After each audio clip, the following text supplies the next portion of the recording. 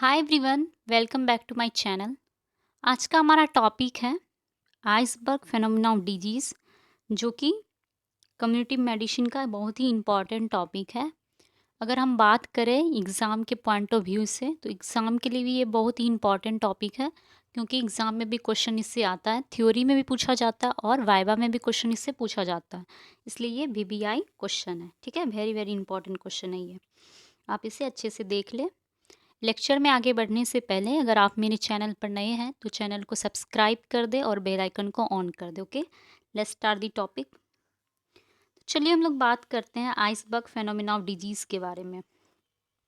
उससे भी पहले हम लोग बात करेंगे आइसबर्ग के बारे में कि आइसबर्ग से क्या समझते हैं। आपने पानी में तैरते हुए बर्फ़ के टुकड़े को देखा है?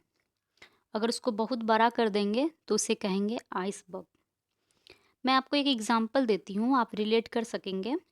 अगर आपने टाइटैनिक मूवी देखा होगा तो उसमें जो बर्फ़ का टुकड़ा था वो बहुत बड़ा था। वो जो शिप से टकरा गया था ना, जो काफ़ी बड़ा बड़ा टुकड़ा था बर्फ़ का, इसे हम कहते हैं आइसबर्ग। ठीक है, क्लियर है? आइसबर्ग क्या होता है आप पिक्चर में भी देख सकते हैं। आइसबर्ग को अगर हम पानी के लेवल से देखेंगे तो वो कितना दिखेगा? वो हमें इतना दिखेगा। आइसबर्ग को अगर हम पानी के लेवल से देखेंगे छोटा सा दिखेगा, लेकिन आइसबर्ग की सच्चाई यही नहीं होती, वो काफ़ी बड़ा होता है। जितना वो दिखता है उससे वो काफ़ी ज़्यादा बड़ा होता है अंदर, जो हम नहीं देख पाते हैं। अंदर जो होता है वो काफ़ी बड़ा होता है, जो हम देखते हैं वो छोटा सा पार्ट होता है, लेकिन पानी के अंदर वो काफ़ी बड़ा होता है। प्रोपोर्शन वाइज अगर बात करें तो 1/10 पानी के ऊपर होता है और 9/10 पानी के नीचे होता है। प्रोपोर्शन वाइज कितना होता है? पानी के ऊपर 1/10 और पानी के नीचे 9/10। क्लियर है आइसबर्ग? तो चलिए अब हम बात करेंगे आइसबर्ग फेनोमेना ऑफ डिजीज़ के बारे में।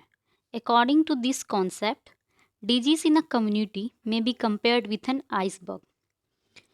तो किसी भी कम्युनिटी में या किसी भी जगह एक बीमारी को हम किससे कंपेयर करते हैं? हम आइसबर्ग से कंपेयर करते हैं। और आइसबर्ग जो होता है वो 3 पार्ट में डिवाइड होता है: floating tip, submerged portion and water line. Floating tip क्या होता है? फ्लोटिंग टिप होता है जो हम पानी के ऊपर दिख रहा होता है। पानी के ऊपर जो दिख रहा होता है उसे कहते हैं फ्लोटिंग टिप। सबमर्ज्ड पोर्शन होता है जो पानी के अंदर होता है। ठीक है, और जो वाटर लाइन होता है वो पानी की लेवल होता है। क्लियर है? फ्लोटिंग टिप क्या है? जो पानी के ऊपर दिख रहा है।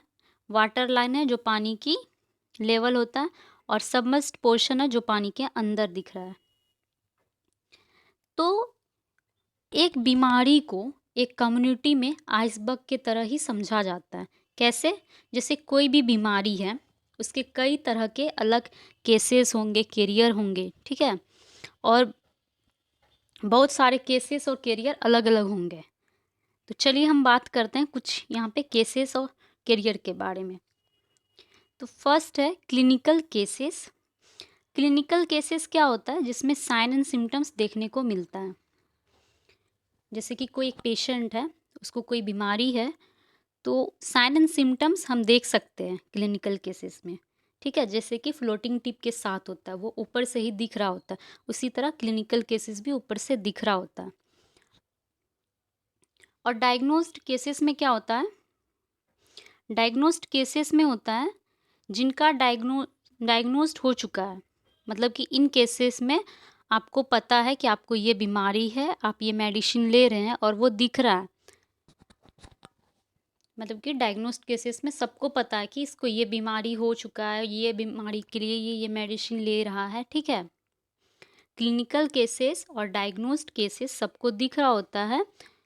तो बीमारी का एक हिस्सा है जो सबको दिख रहा होता है, वो फ्लोटिंग टिप की तरह होता है। फ्लोटिंग टिप भी सबको दिख रहा होता है। ठीक है, इसलिए क्लिनिकल और डायग्नोस्ड केसेस सबको दिख रहा होता है। वहीं अगर हम बात करें सबमर्ज्ड पोर्शन की, तो उसमें आएगा latent cases, inapparent cases, presymptomatic cases and diagnosed cases and carriers. वहाँ पे अगर हम बात करें लेटेंट केसेस की, तो लेटेंट केसेस में क्या होगा, कोई भी बीमारी होती है तो उसके लेटेंट केसेस भी होते हैं और उसमें क्या होता है, कई तरह के डिजीज़ कॉजिंग एजेंट होते हैं और वो लेटेंट फेज में चले जाते हैं। डोरमेंट फेज, लेटेंट फेज में जाने के बाद क्या होगा, जब भी फेवरेबल कंडीशन होगा तो वो तब फिर एक्टिव होते हैं। और इन अपेरेंट केसेस और प्री सिम्टोमेटिक केसेस में क्या होता है, साइन एंड सिम्टम्स देखने को नहीं मिलता है, कोई भी साइन एंड सिम्टम्स देखने को नहीं मिलता, लेकिन पर्सन बीमार होता है और वो बीमारी फैला सकता है। वहीं अनडायग्नोज्ड केसेस की बात करें तो अनडायग्नोज्ड केसेस में क्या होगा, बीमारी तो होता है लेकिन पर्सन कभी डायग्नोज्ड नहीं करवाया होता है, लेकिन ये बीमारी फैला सकते हैं। अनडायग्नोज्ड केसेस में क्या होगा, पर्सन बीमार होता है लेकिन वो कभी डायग्नोज नहीं करवाया होता है, ठीक है, इसलिए वो बीमार होने के कारण वो बीमारी भी फैला सकता है। कैरियर में क्या होता है, पर्सन को नहीं पता होता कि वो बीमार है, ठीक है, लेकिन वो बीमारी फैला रहा होता है। जैसे कि टाइफाइड के केसेस में ले लेते हैं, टाइफाइड मेरी को पता नहीं होता है कि उसे टाइफाइड है, बट वो एज अ कैरियर वर्क करती है। तो ये सब सारे कुछ केसेस और कैरियर हैं बीमारी के, और ये किसके तरह होते हैं, ये सबमर्ज्ड पोर्शन के तरह होते हैं, क्योंकि ये होते हैं बट दिखते नहीं हैं और बीमारी फैला सकते हैं, ठीक है। अब हम बात करेंगे वाटर लाइन की। वाटर लाइन क्या होता है, बॉर्डर लाइन होता है पेरेंट और इनअपेरेंट केस के बीच का। वाटर लाइन क्या होता है, बॉर्डर लाइन होता है पेरेंट और इनअपेरेंट केस के बीच का, ठीक है। तो चलिए अब हम बात करते हैं वाटर लाइन में कुछ केसेस की, जैसे कि ओबेसिटी हो गया, डायबिटीज़ हो गया, या हाइपरटेंशन के पेशेंट होते हैं। ये सब कुछ डिजीज़ की, जैसे कि ओबेसिटी, हाइपरटेंशन और डायबिटीज़ के अगर पेशेंट हैं तो वो उसमें वाटर लाइन में जो भी बॉर्डर लाइन पे होते हैं, जैसे कि pre obesity, pre diabetic, pre hypertension, तो ये सब जब प्री लग जाता है, ये सब क्या हो गया, एक तरह से बॉर्डर लाइन हो गया, ठीक है। अब हम बात करेंगे फ्लोटिंग टिप के बारे में। फ्लोटिंग टिप क्या होता है, रिप्रेजेंट करता है what physician see in the community, that is clinical cases, diagnosed cases. तो फ्लोटिंग टिप क्या होता है, फ्लोटिंग टिप में होता है कि फिजिशियन क्या देख रहा है। एक फिजिशियन क्या देखता है, वो देखता है कि साइन एंड सिम्टम्स आ रहे हैं कि नहीं, रिपोर्ट पॉजिटिव है कि नहीं। अगर ये सब वो ऑब्जर्व कर लेता है तो इसका मतलब आप डायग्नोस्ड हो, ठीक है, आप डायग्नोस्ड हो चुके हो। एग्जाम्पल है PEM, clinician is concern with the tip of iceberg. जो क्लिनिशियन होते हैं वो कंसर्न होते हैं टिप ऑफ आइसबर्ग।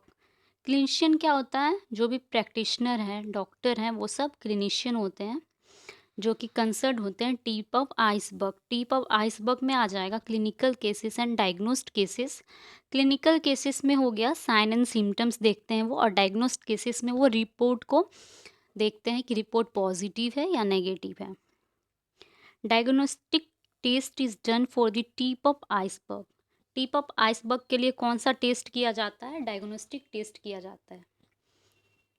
अब हम बात करेंगे सबमर्ज्ड पोर्शन की। Submerged portion represent the hidden portion of disease.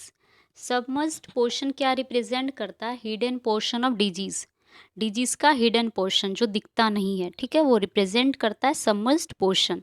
That is latent cases, inapparent cases, presymptomatic cases, undiagnosed cases and carriers in community. तो ये सब कुछ केसेस थे जो हम लोग ने सबमर्ज्ड पोर्शन में डिस्कस किया था, ठीक है, यहाँ पे हम लोग ने डिस्कस किया था। तो ये सब कुछ केसेस हैं सबमर्ज्ड पोर्शन के। Epidemiologist is concern with the hidden portion of iceberg. जो एपिडर्मोलॉजिस्ट होते हैं वो कंसर्न होते हैं हिडन पोर्शन ऑफ आइसबर्ग से। Screening test is done for hidden portion of iceberg. कौन सा टेस्ट किया जाता है, स्क्रीनिंग टेस्ट किया जाता है हिडन पोर्शन ऑफ आइसबर्ग के लिए। और फ्लोटिंग टिप के लिए कौन सा टेस्ट करते थे, डायग्नोस्टिक टेस्ट करते थे, ठीक है। चलिए अब हम बात करेंगे वाटर लाइन की। Water line represent the demarcation between the apparent and inapparent disease. Water line क्या करता था, रिप्रेजेंट करता था बॉर्डर लाइन, डिमार्केशन किसके किसके बीच में, अपेरेंट और इनअपेरेंट केसेस के बीच में। अब हम बात करेंगे आइसबर्ग फेनोमेना यूज्ड इन। तो कौन कौन से डिजीज़ हैं जो यूज्ड जो आइसबर्ग फिनोमेना शो करती है। तो बहुत सारे ऐसे डिजीज़ हैं जो कि आइसबर्ग फिनोमेना को शो करते हैं। कुछ नॉन कम्युनिकेबल भी डिजीज़ हैं जैसे कि hypertension, diabetes, anaemia, mall nutrition, mental illness and obesity. तो ये सब कुछ डिजीज़ हैं, नॉन कम्युनिकेबल डिजीज़ हैं जो कि आइसबर्ग फिनोमेना को शो करती है। और कैरियर भी डिजीज़ है जैसे influenza, hepatitis A and B, polio, rubella, mumps, Japanese encephalitis and diphtheria. तो ये सब कुछ डिजीज़ हैं जो कि आइसबर्ग फिनोमेना को शो करती है। तो चलिए अब हम बात करते हैं iceberg phenomena is not shown by. कौन कौन सी डिजीज़ हैं जिसमें आइसबर्ग फिनोमेना शो नहीं होती है। तो फर्स्ट है मीज़ल्स, रैपीज़ एंड टेटनस। तो ये सब कुछ डिजीज़ हैं जिसमें आइसबर्ग फिनोमेना शो नहीं करती। क्योंकि ये सब डिजीज़ में साइन एंड सिम्टम्स वगैरह पहले ही शो होने लगता है बॉडी में, पेशेंट में, ठीक है, इसलिए आइसबर्ग फिनोमेना शो नहीं करती है। ओके फ्रेंड्स, आज के लिए बस इतना ही। आई होप आपको अच्छा लगा हो। अगर वीडियो अच्छा लगा हो तो वीडियो को लाइक करें, कमेंट करें और चैनल को सब्सक्राइब करें। ओके।